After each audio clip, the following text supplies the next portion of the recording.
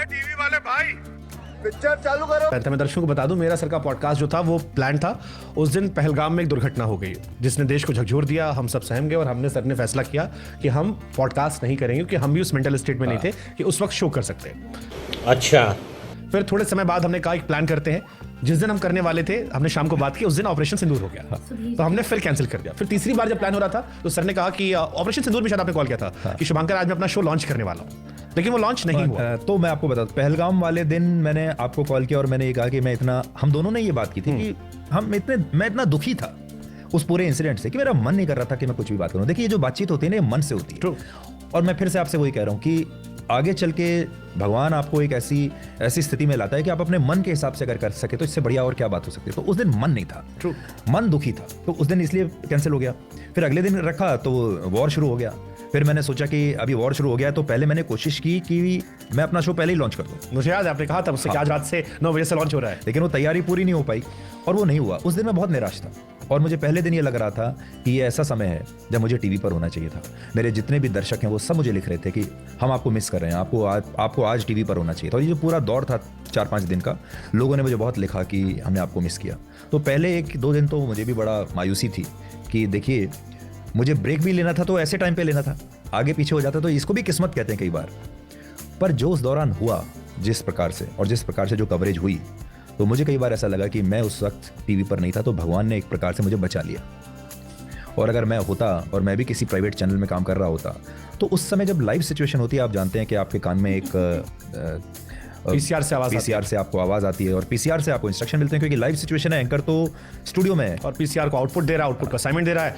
Anchor प्रत्यक्ष तौर पर जिम्मेदार नहीं होता क्या चल रहा है, लेकिन सारी गालियां उसी के हिस्से। आप न्यूज स्टूडियो में है, आपको क्या पता कि भारतीय सेना ने कराची में हमला कर दिया है या इस्लामाबाद में हमला कर दिया है या किससे हमला किया, आपको कैसे पता चलेगा? सही बात। आपको बार बार इंस्ट्रक्शन आता है कि अब ये हो गया है, अब ये हो गया है, ये हो गया, और इसको बोलिए, तो आपको वो बोलना पड़ेगा।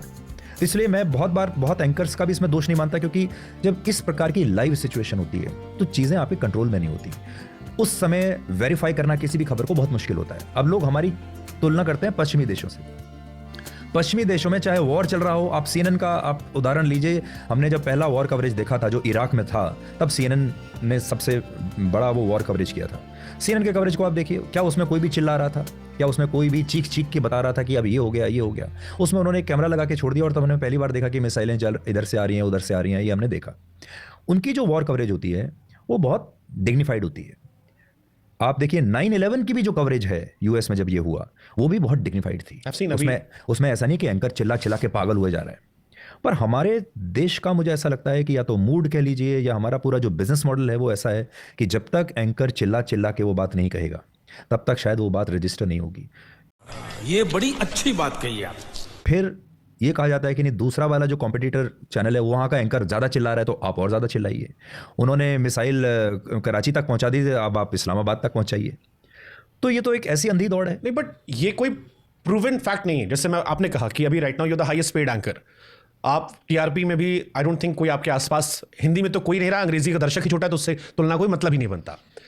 तो अगर एक एंकर स्थापित है, उसका शो नंबर 1 है और वो नहीं चीख रहा, हमने उसको उदाहरण नहीं बनाया, हमने उन टीवी चैनल को बनाया जहां कहा गया ड्रग दो ड्रग, जैसे चिल्ला ये किया गया। बिल्कुल। तो वो एग्जांपल क्यों बना, ये क्यों नहीं बना? इसका एनालिसिस क्यों? इसका एनालिसिस ये है कि एक बहुत बड़ी लॉबी है जो हमारे मीडिया को बदनाम करना चाहती है, डिस्क्रेडिट करना चाहती है, और उसमें भी कुछ खास एंकर्स को, सबके लिए नहीं है ये। तो मैं आज यहाँ आपको ये बताना चाहता हूँ कि कुछ यूट्यूबर्स को अगर आप ध्यान से देखेंगे, कुछ फैक्ट चेकर, सो कॉल्ड, जो अपने आप को फैक्ट चेकर कहते हैं कि मैं तो जी फैक्ट चेक करता हूँ। सवाल दिया उन्होंने आपके लिए। तो ये जो फैक्ट चेक करने वाले लोग हैं, ये सिर्फ वही 5-10 लोगों का फैक्ट चेक क्यों करते हैं? सिर्फ 2-4 इन्हीं गिनी चुनी पार्टियों का फैक्ट चेक क्यों करते हैं? सबका फैक्ट चेक कैसे नहीं करते ये? तो इसका मतलब कहीं ना कहीं आपकी मंशा में भी मिलावट है, खोट है। आप एक खास एजेंडे पे अगर कोई चीज़ आपको सूट करती है तो आप उसके बारे में लिखेंगे, जो चीज़ आपको सूट नहीं करती उसके बारे में नहीं लिखेंगे। आज भी मैं कई ऐसे लोगों को जानता हूं जो भारत को लेके उल्टे सीधे वीडियोस बनाते हैं, जो एक मौका नहीं छोड़ते हमारे देश को बदनाम करने का। उनका कोई फैक्ट चेक नहीं करता, उनके बारे में कोई नहीं कहता कि देखिए इन्होंने ये गलत जानकारी दी, उनकी कोई स्क्रूटनी नहीं करता। उनको कहते हैं यही सच्चे पत्रकार हैं। और अगर कोई पत्रकार आज ये कह दे, मान ली, मैं तो ये भी कहता हूँ कि हमारे देश के मीडिया ने, चलिए किसी भी टोन में बताया हो, पर यही तो बताया कि भारत जीत रहा है और पाकिस्तान हार रहा है। ये तो सही है, इतना तो सही है। आप मान सकते हैं कि इस युद्ध में भारत बहुत भारी पड़ा और पाकिस्तान हार गया। टीवी मीडिया ने कम से कम ये बताया। टीवी मीडिया ने बताया, ये तो सही है। डिजिटल में तो कुछ लोग थे। लेकिन अब आप उल्टी कहानी देखिए, ऐसे भी तो लोग हैं जो पाकिस्तान के नुकसान बताने में इंटरेस्टेड नहीं है, वो ये जानना चाहते हैं ये बताओ भारत का कितना नुकसान हुआ, और जब ये पता चलेगा कि भारत का इतना नुकसान हो गया तब वो ये प्रूव कर देंगे कि भारत हार गया। उनकी कोई स्क्रूटनी नहीं है, उनका कोई फैक्ट चेकिंग नहीं है, कोई ये जानने की कोशिश नहीं कर रहा कि ये आदमी, ये यूट्यूबर्स, ये फैक्ट चेकर्स यहाँ रह के क्यों इस बात पे तुले हुए हैं कि ये हर चीज़ में पाकिस्तान का साथ देना चाहते हैं। सर मैं आपको एक एग्जांपल दूंगा इसमें। आप फैक्ट चेक की बात कर रहे हैं, उनका कॉन्फिडेंस देखिए।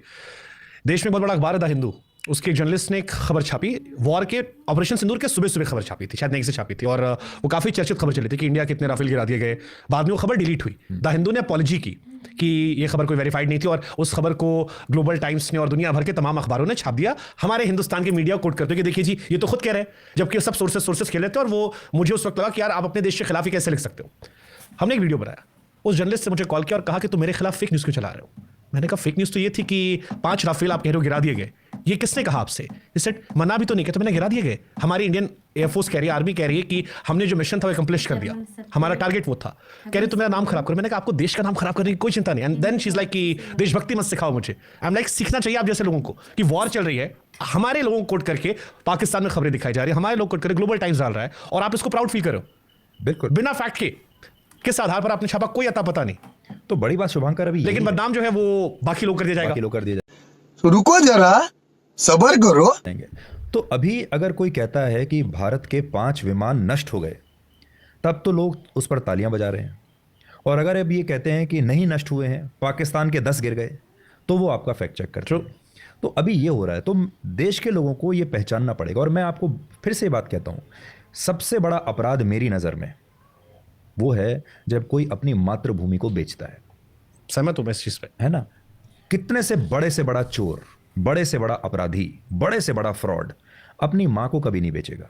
वो दुनिया भर में कुछ भी करके आएगा, अपनी माँ को कभी नहीं बेचेगा, अपनी माँ के बारे में खराब बात ना करेगा और ना सुनेगा। बड़े से बड़ा खतरनाक से खतरनाक अपराधी की भी आप बात कर लो। अब उस आदमी के बारे में सोचिए, मातृभूमि मतलब हमारे संस्कारों में मातृभूमि हमारी माँ है ना? हमारा देश हमारी माँ है। जो व्यक्ति अपनी माँ को बेचने को तैयार हो जाए, जो व्यक्ति अपनी माँ का अपमान करके पैसा कमाए, जो व्यक्ति अपनी माँ को, अपनी मातृभूमि को बाहर निकाल के बेइज्जत करे सिर्फ इसलिए क्योंकि उसको कहीं से पैसा मिल रहा है, उस व्यक्ति के बारे में आप क्या सोचोगे? आपकी क्या राय है? बस इतना सोचिएगा। और ये जितने भी लोग हैं जो पाकिस्तान की मदद करते हैं ऐसे टाइम में भी, ये सब वही कर रहे हैं। पता नहीं क्यों हमारे देश के लोग इन लोगों को अभी भी समझ नहीं पा रहे हैं, लेकिन उन्हें समझना पड़ेगा। और इससे उनका चरित्र आपको समझ में आएगा कि ये बार बार हर बार अपनी मातृभूमि के ही पीछे क्यों पड़ते हैं, अपने ही देश को नीचा क्यों दिखाते हैं।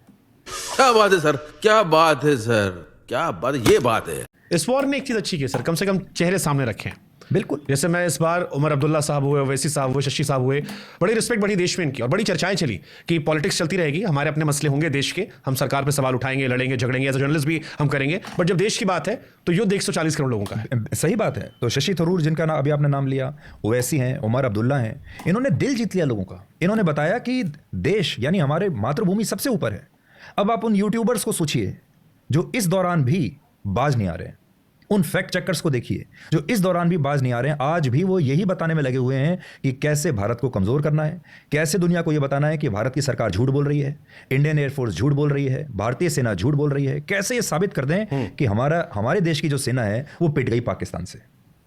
अब आप अंदाजा लगा लीजिए कि ऐसे लोगों को आप कैसे उन पर विश्वास करेंगे। ठीक है, इसका फैसला मुझे लगता है देश की जनता पे छोड़ देना चाहिए। आप जानते होंगे कि हमारे देश के कुछ ऐसे यूट्यूबर हैं जो विदेश के कोने में बैठकर भारत सरकार और भारत के खिलाफ एजेंडा चलाते हैं ताकि पाकिस्तान जैसे देश उनसे खुश रहें। और कुछ खबीज कुमार जैसे एंकर भी हैं और एक विशेष पार्टी के लिए काम करते हैं। इनके लिए एंकर सुधीर चौधरी ने बहुत अच्छे से इस वीडियो में धोया है। यदि आपको समझ आया हो तो प्लीज़ कमेंट्स जरूर कीजिएगा, और ऐसी मोर वीडियो देखने के लिए प्लीज़ चैनल को सब्सक्राइब कर लें, वीडियो को लाइक करें, ज़्यादा से ज़्यादा शेयर करें, और मिलेंगे हम नेक्स्ट वीडियो में। तब तक के लिए जय हिंद, जय भारत।